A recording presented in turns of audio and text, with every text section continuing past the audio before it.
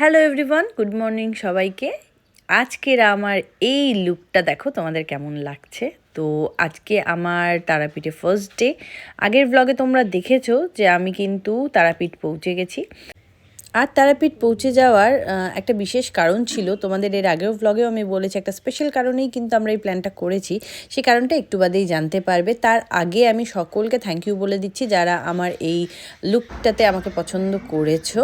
তো ফাইনালি আমরা কিন্তু রেডি হয়ে তারাপীঠের জন্য মন্দিরের জন্য বের হচ্ছি।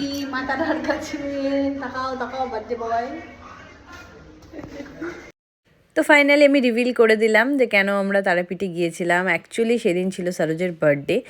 প্রত্যেক বছর বার্থডেতে আমরা একটু ধুমধাম করে নিজেদের মধ্যে সেলিব্রেট করি, বাট এবার যেহেতু আমার বার্থডেতেও আমাকে জগন্নাথ টেম্পল কিংবা জগন্নাথ পুরী দর্শন করাতে নিয়ে গিয়েছিল, তাই আমি ভাবলাম ওর বার্থডেতে ওর প্রিয় জায়গাটাতে নিয়ে যাই। তো সেই সূত্রেই আমি কিন্তু তারাপীঠ নিয়ে যাই। তারাপীঠে তারা মায়ের প্রচুর বড় ভক্ত আমি আর সরোজ, ইভেন বুবুও। তো যাই হোক, এটা আমাদের বুবুকে নিয়ে সেকেন্ড টাইম ছিল তারাপীঠ, আর তার আগে আমরা বহুবারও গিয়েছি। আর এই যে এই রাস্তাটা খুব প্রিয়। এই রাস্তা দিয়ে অনেকটা হাঁটতেও খুব ভালো লাগে, বিকজ জানি শেষে তারা মায়ের কাছে গিয়ে পৌঁছাবো। তো যাই হোক, আমরা কিন্তু সুন্দর করে রেডি সেডি হয়ে পৌঁছে গেলাম মন্দিরে। আর সেখানে কিন্তু আমরা যেই পান্ডা দাদার কাছ থেকে পুজো করিয়েছি, সেই পান্ডা দাদা আমাদের বহু পুরানো দাদা, তার থেকেই আমরা পুজো করাই। খুব সুন্দর পুজো দেওয়ায়, মানে তুমি মায়েরকে জড়িয়ে ধরতে পারবে, সমস্ত কিছু করতে পারবে, সমস্ত ধরনের পুজো সেখানে আমরা কিন্তু করেছি। যাই হোক, এই যে রানা পান্ডা দাদা, ইনার থেকেই কিন্তু আমরা পুজো করাই। আর এই যে আমরা কিন্তু ভিআইপি লাইনে দাঁড়িয়ে গিয়েছি। আমাদের পুজো দিতে বেশি সময় লাগেনি, খুব অল্প সময়ের মধ্যেই কিন্তু আমাদের পুজো হয়ে যায়। আর বিশ্বাস করো, এত সুন্দরভাবে পুজো করায়। প্রতিবার কিন্তু তার কাছে গিয়ে আমাদের পুজো দিতে খুব ভাল লাগে। আমাদের দাদা খুব ভালো করে পুজো করায়। এরপরে কিন্তু অনেকেরই কোয়েশ্চেন থাকবে যে আমি গর্ভগৃহে কেমনভাবে মাকে পুজো দিলাম, তার কোনো ভিডিও নেই। সেটা আমি তোমাদের সঙ্গে পরে বলবো যে কেন আমাদের পুজো কমপ্লিট।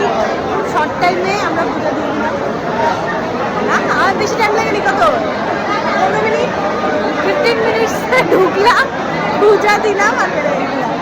এখন আমরা মায়ের এখানে বসে আছি। বার্থডে বয়ের বার্থডে কেমন কাটছে?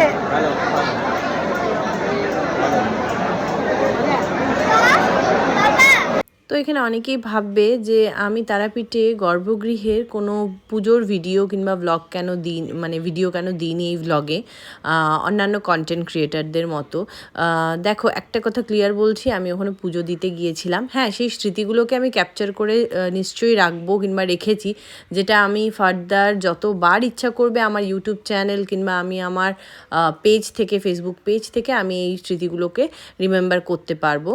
তো আমার সেই সময় যখন আমি পুজো দিতে গিয়েছিলাম, আমার সত্যি সেই মানসিকতাটা ছিল না যে আমি ক্যামেরা অন করে মায়ের সামনে যে পুজো করছি সেটাকে ক্যাপচার করার, বিকজ ক্যাপচার করলে সরোজকেই করতে হতো আর আমি পুজো দিতাম। কিন্তু আমার মনে হয়েছিল যে আমরা এতদিন পরে যখন তারাপীঠে এসছি মায়ের কাছে পুজো দিতে, মাকে মন ভরে পুজো করি, মাকে মন ভরে দেখি, মাকে জড়িয়ে ধরি, মাকে নিজের মনের সব দুঃখ কষ্ট সুখের কথা বলি, বাস এইটুকু।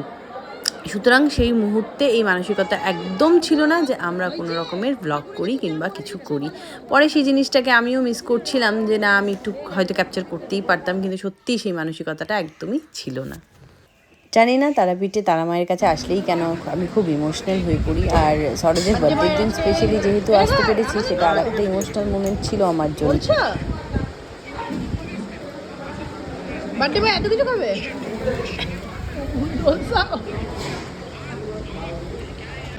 তো বার্থডে বয়ের তো সকাল সকাল সুন্দর করে মায়ের কাছে পুজো দেওয়া হয়। তারপর আমরা চলে আসি কিন্তু ব্রেকফাস্টের জন্য। এখানে আমরা ফেমাস একটা মিষ্টির দোকানে লুচি সবজি খাই, আর বুবুর ফেভারিট থাকে লুচি আর মিষ্টি, তো সেটা খাই। আর এখানে কিন্তু আমরা সরোজকেও একটু মিষ্টি খাইয়ে সকাল সকাল বার্থডে উইশ করি আর মিষ্টি মুখ করি বার্থডের দিনটা।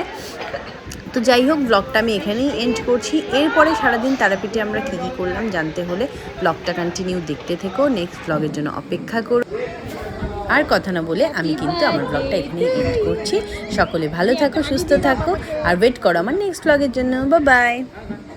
আমার বরকে লাইক চা।